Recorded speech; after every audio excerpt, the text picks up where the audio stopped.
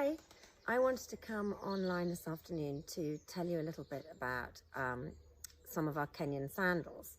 And for those of you that don't know, that's kind of how Aspiga came into fruition, because I started the business completely due to the leather beaded sandals that I found out in, funny enough, found them in South Africa. I was at a lodge, staying in a beautiful lodge up in the Waterberg, and they were selling them in their lodge boutique, but they all came in from Kenya. Anyway, I fell in love with them. Cut a long story short, a few years later I went to Kenya, started trying to find some suppliers, and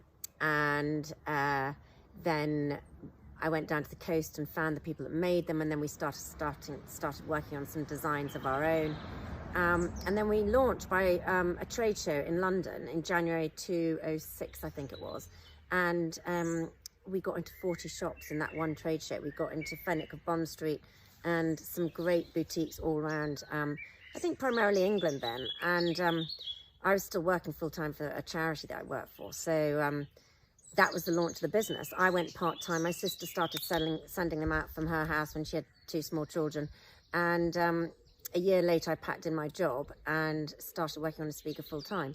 So that's how it all started. And 13 years later, here we are. We're now doing our own beachwear clothing, bags, sunglasses, you name it, we're doing it. Most probably too many things, but keeps us on our toes. But we're still very much in love with our Kenyan sandals. And the supplier we have now, we've had for the last 11 years, and we've been through many highs and lows, to be totally honest.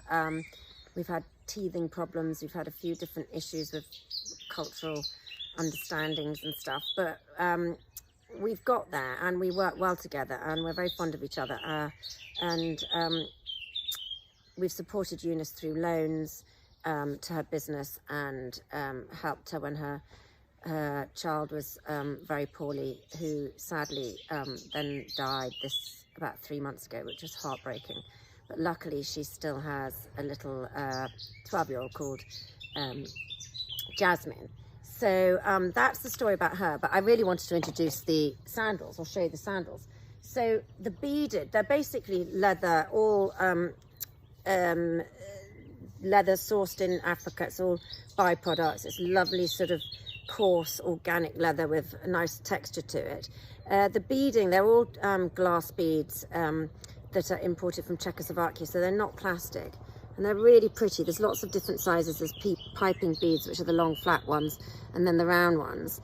Now these are all hand cut and stitched, so all of this is hand cut, and all the beads are stitched on using a little bit of fishing wire individually, one by one. So it's a real labor of love. It takes 3 hours to do one of the upper beadings, and then you have to cut it all out and all the extra stitching. We bought them a sewing machine and a cutting machine with some loans a few years ago, so that it does speed things up.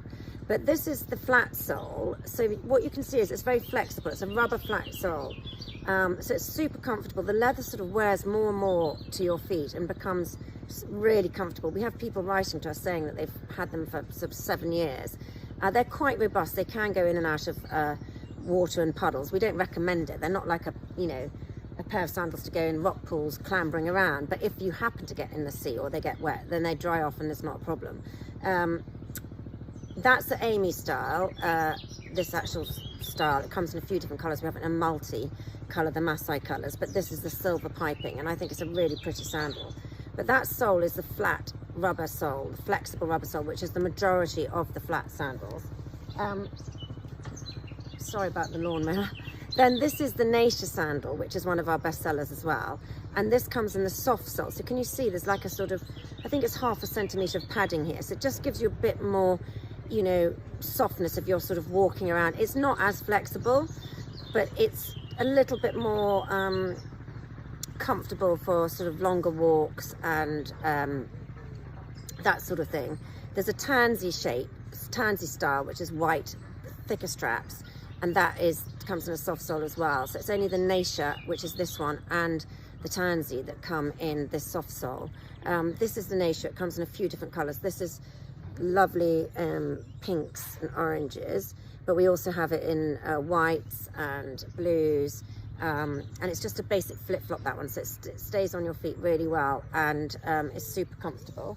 Then the heel sandals, which primarily we've done really well with over the years, because they just give you that bit of extra height. There's not many sandals that come with a heel, and we sell loads of them. This is called the Tatu. It's got the 3 little beaded flowers down the side. That comes in a white and a silver, and this is light gold, I think. So that has got like an 1.5 inch heel there, and then the soft sole at the front.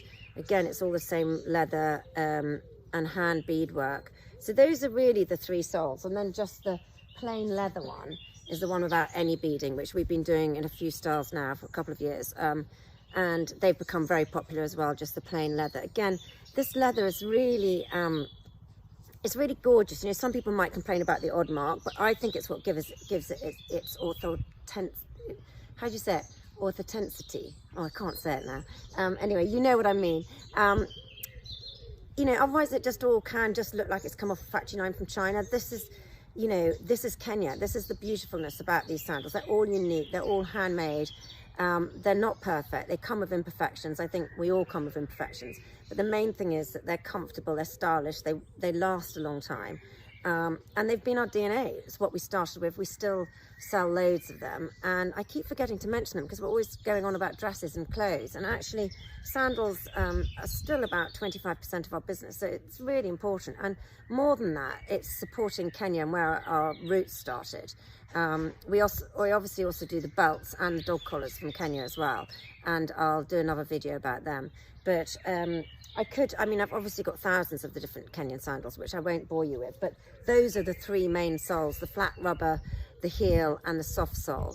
And yeah, I'm really proud that I'm still working with my supplier, my sandal supplier. There's many times I just wanted to walk away from frustrations, which anyone who's dealt with emerging markets and dealing with suppliers in some of these countries might understand. But we've worked through things, and we have got a really good relationship. And at the moment, they're busy making all our face masks because there's no sandal work at the moment out there for them. So that's the story of the Kenyan sandals, and I'll come online and show you some of our best-selling sandals from India at some stage, and also I will show you the belts as well. All right, bye.